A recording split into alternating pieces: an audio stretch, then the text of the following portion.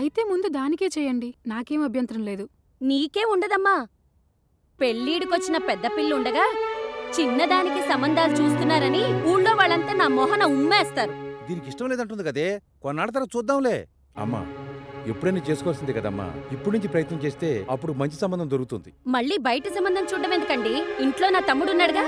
అయినా చిన్నప్పటి నుంచి వాడికి ఇదంటే చాలా ఇష్టం. పైగా కట్న కానుకలు ఇచ్చే పనే లేదు. ఆడపిల్లని బయటికి పంపడం అంటే అంత ఆషామాషి అనుకుంటున్నారా? ఉన్నదంతా ఊడ్చి దీనికే ఇస్తే రేపు చిన్నదానికేమిచ్చి చేస్తారు? సంబంధం కోసం అక్కడ ఇక్కడ ఎత్తకుండా మర్యాదగా నా తమ్ముడికిచ్చి పెళ్లి చేయండి.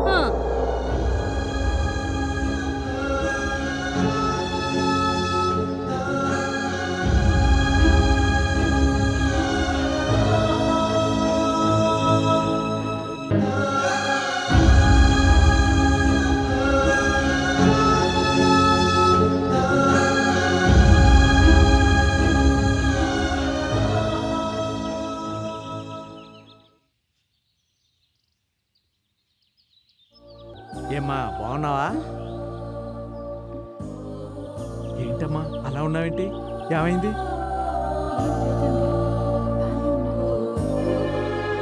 సర్లే, ఇక్కడ నిలబడ్డావు ఎందుకు? రామ్మా కొట్టి దగ్గరికి, టీ తాగుదు కానీ. పర్వాలేదండి, మీరు వెళ్ళండి. బాబాయ్ వస్తున్నా. సర్లే. అయ్యో అయ్యయ్యో, ఏమైందమ్మా? ఏమా, నీకు బుద్ధుందా లేదా? పిల్లల్ని కనగానే సరికాదు, రోడ్డు మీదకి వచ్చేటప్పుడు వాళ్ళు జాగ్రత్త చూసుకోవాలని తెలీదు. ఎందుకు వస్తారేంటో. ఓ సారీ అమ్మా. ఏమ్మా, దెబ్బలేమైనా తగిలాయా? ఏం తగలేదక్క. ఒక్కదానివి రోడ్డు మీద కిందకు వచ్చావురా? ఈ రోజు మా అన్నయ్య బర్త్డే, అందుకని చాక్లెట్స్ కొనడానికి వచ్చానక్క. అవునా? ఇంతకీ మీ ఇల్లు ఎక్కడ? అక్కడే అక్క, ఇలా లెఫ్ట్ తీసుకుంటే వచ్చేస్తుంది.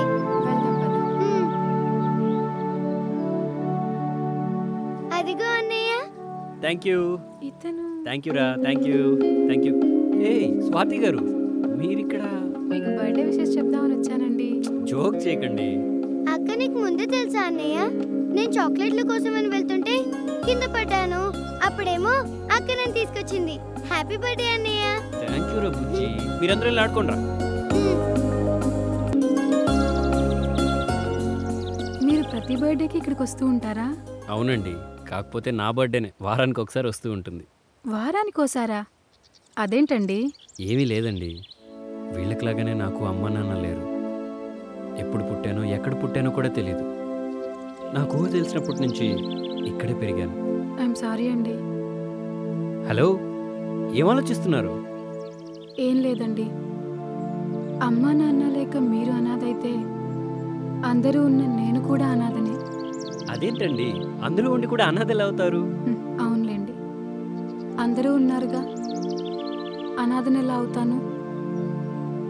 మీ మాటల్లో ఏదో తేడా ఉందండి, ఎందుకో బాధపడుతున్నారు. అదేం లేదండి. మీరేదో దాచుతున్నారు. నన్ను ఒక ఫ్రెండ్లా ఫీల్ అయితే చెప్పండి. మీరు ఫ్రెండ్ మాత్రమే కాదండి, అంతకన్నా ఎక్కువ. మా అమ్మ నా చిన్నప్పుడే చనిపోయింది. మా నాన్న మరో పెళ్లి చేసుకుని పిన్నిని తీసుకొచ్చాడు. బొమ్మలు కొనిపెట్టాల్సిన అమ్మా నాన్న చెల్లిని కనిపెట్టి ఆడుకోవలసిన వయసులో ఆడించమన్నారు. తల్లి లేని పిల్లలపై ఈ సమాజం కనీసం సానుభూతైనా చూపిస్తుంది, కానీ నా సవతి తల్లి మాత్రం నరకం చూపిస్తోంది. నా ఇష్టాలతో సంబంధం లేకుండా తన తమ్ముడి చేత్తో నా మెళ్ళో తాళి కట్టించాలనుకుంటోంది. అలాంటప్పుడు ఆ ఇంట్లో ఉండడం ఎందుకండి? మీకు ఉద్యోగం ఉంది, మిమ్మల్ని మీరు పోషించుకోగలరు. మీ నాన్నగారితో బయటకు వచ్చి ప్రశాంతంగా బతకచ్చు కదా. ఆయనే వస్తే అవమానాలు పడుతూ ఆ ఇంట్లో బతకాల్సిన అవసరం నాకేంటండి? మా పిన్నికి నేను పెంపుడు కూతురునే అయినా ఆవిడ కూతురు నా తండ్రికి కన్న కూతురే కదండి. బాధ్యత బయటికి రమ్మంటున్నా అనుబంధం ఆయన అక్కడే కట్టిపడేసింది. అటు వాళ్ళకి చెప్పలేక ఇటు నాకు చెప్పలేక మధ్యలో నలిగిపోతున్నారు. సరే, అదంతా వదిలేయండి, ప్రశాంతంగా వెళ్ళి కాఫీ తాగుదాం. రండి రండి.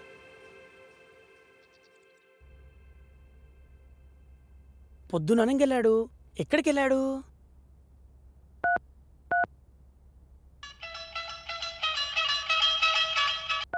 ఓ వచ్చావా? ఏంట్రా? ఎక్కడికి వెళ్ళావన్నా? పిల్లల దగ్గరికి వెళ్ళానురా. నేను అనుకున్నా అక్కడికే వెళ్ళుంటావని. అన్నా ఈరోజు మన మకం మాదాపూర్లో అన్నా. ఏంటన్నా ఎందుకలా ఉన్నావు? ఏం లేదురా. మరి మాదాపూర్ వెళ్దామా? వద్దురా. ఎందుకన్నా? ఇంకెక్కడైనా సెట్ చేసావా? సెట్ చేయడం కాదురా, సెటిల్ అయిపోదాం అనుకుంటున్నా. సెటిల్ అయిపోదామా? అర్థమైందన్ను. చిన్న చిన్న చోరీలు మానేసి మార్వాడి కొట్టిని మాయం చేసే మంత్రం మీద వేసుంటావు. అలాంటిదేం లేదురా. నేను ఒక నిర్ణయానికి వచ్చాను. ఇక నుంచి మనం దొంగతనాలు మానేస్తున్నాం. ఏ ఉద్యోగమో వ్యాపారమో చేసుకొని గౌరవంగా బతుకుదాం. ఉద్యోగమా? వ్యాపారమా? ఏమైందన్నా నీకు? అందరూ ఉన్నా కూడా అనాథలో బతుకుతున్న అమ్మాయిని చూసి ఆకలేస్తే ఏదో ఒక పని చేయాలి, కానీ పనికి మాలిన పని చేయకూడదని తెలుసుకున్నాను రా. మానేద్దాంరా. ఈ దొంగతనాలు మానేసి దొరలా పని చేద్దాం. ఏమైందన్నా? ఎందుకు ఇలా మాట్లాడుతున్నావు? అసలు ఆ అమ్మాయి ఎవరు? నీకు తెలిసిన అమ్మాయేరా. నాకు తెలిసిన అమ్మాయా? ఎవరబ్బా? ఆ బ్యాంక్ అమ్మాయి కాదు కదా? ఆ అమ్మాయేరా. అవునా? సూపర్ అన్నా. చాలా మంచి అమ్మాయిలా ఉంది. నీకు కరెక్ట్ మ్యాచింగ్. రే తప్పురా, అలా మాట్లాడకూడదు. మరేం చేద్దామన్నా? ముందు నేను చెప్పినట్టుగా చెయ్యి. ఇప్పటిదాకా మనం కొట్టేసి అమ్మగా మిగిలిన సామాన్లన్నీ తెచ్చి ఇక్కడ పడే అమ్మి అప్పుడు ఆలోచిద్దాం. సరే అన్నా.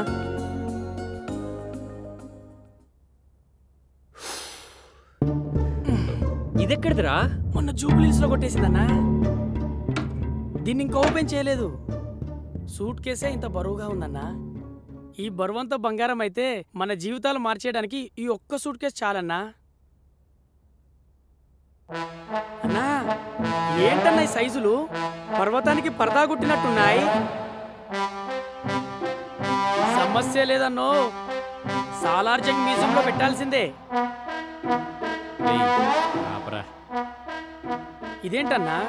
యమలీల సినిమాలో భవిష్యవాణిలా మన భవిష్యత్తు మార్చేలా ఉంది. భలే ఉన్నాడన్నా. ఆకారం పెద్దగా ఉన్నా అందం మాత్రం అమ్మాయిలను ఆకర్షించేలా ఉంది. ఇతంది అనుకుంటా ఈ సూట్ కేసు. చదవన్నా ఏం రాశాడో? నేను చదువుతాలేరా.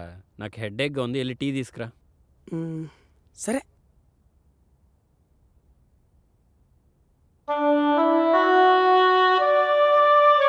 ఆ రోజు నేను నా అసిస్టెంట్ ఇద్దరం కలిసి హాస్టల్కి వెళ్ళాను.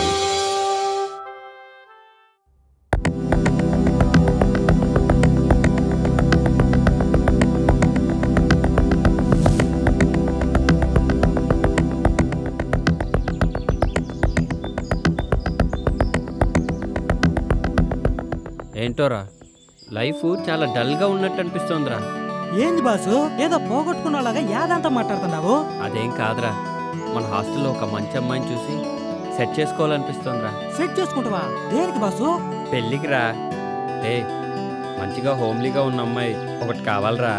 ఒక్కరేనా? ఏందన్నా నువ్వు మరి చిన్నపిల్లలా మాట్లాడుతున్నావు? ఏరా, ఇంతమంది అమ్మాయిలు ఇక్కడ ఉన్నప్పుడు అస్సలు ఎవరైనా పెళ్లి గురించి ఆలోచిస్తారా? మరి మన హాస్టల్ ఒక లైబ్రరీ బాసు, అందులో చాలా బుక్లు ఉన్నాయి. ఏం చేస్తావు? రే కాస్త అర్థమయ్యేటట్టు చెప్పరా. ఇందులో అర్థం కాపోవడానికి ఏముంది బాసు? రోజుకు ఒక బుక్ చదువుతూ ఎంజాయ్ చెయ్యి. నాలాంటోడికి ఎలాగూ ఒక్క బుక్ కూడా దొరకదు బాసు. సర్లే బాధపడకు, నీ మొహానికి కూడా ఓ మంచి బుక్ దొరుకుతుందిలే. అంతేనంటావు బాసు? మహాభారతంలో కృష్ణుడు ఏకంగా 16,000 బుక్కులు చదివాడంట బాసు. ఆయన చదివితే తప్పు లేదు కానీ మనం చదివితే తప్ప బాసు? కృష్ణుడికి మనకి పోలికేంట్రా? ఆయన దేవుడు. ఆయన ఏం చేసినా దానికి ఒక కారణం ఉంటుంది. దా చొల్లాపి పని చూసుకుందాం పదా.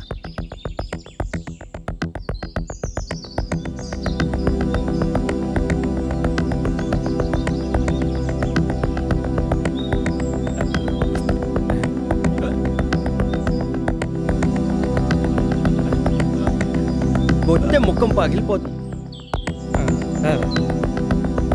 1 2 3 4. Hi Krishna. Hi. Hi baby.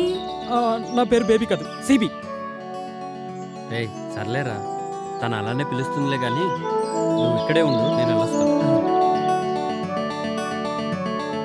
పొట్ట పోగొట్టుకోవడానికి, ఫ్యాట్ కరిగించుకోవడానికి ఈ ఎక్సర్సైజులు బాగా ఉపయోగపడతాయి. కానీ ఏ అమ్మాయినా తనకున్న బాడీ ఆస్తితో పాటు వాస్తుని కూడా వర్కౌట్ చేయాలనుకుంటారు. అర్థం కాలేదు. నువ్వే చూడు, వాస్తు వర్కౌట్ గురించి ఎవరు పట్టించుకోరు.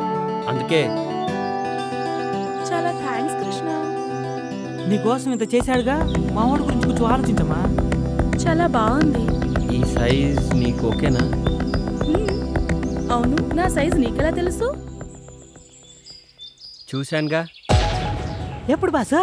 అదే మొన్న మీ బాత్రూంలో గీజర్ రిపేర్ చేస్తున్నప్పుడు నీ బట్టలతో పాటు ఇది హ్యాంగ్ చేసింది. యూ ప్లీజ్, పరువు తీయకు కృష్ణ. నిన్ను పెళ్లి చేసుకునేవాడి కోసం కూడా కొంచెం సిగ్గుంచమ్మా. ఇడియట్. నీ మీద అభిమానంతో తీసుకొచ్చాను కాబట్టి నో సర్వీస్ ట్యాక్స్, కానీ కాస్టీ కదా, దాని కాస్ట్ ఇచ్చే. సరే సరే, నా అకౌంట్లో రాసుకో, ఓకేనా? Bye bye.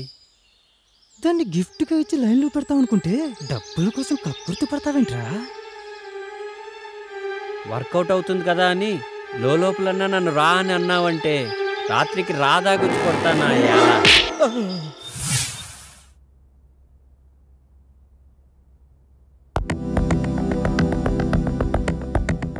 హాయ్ కృష్ణ.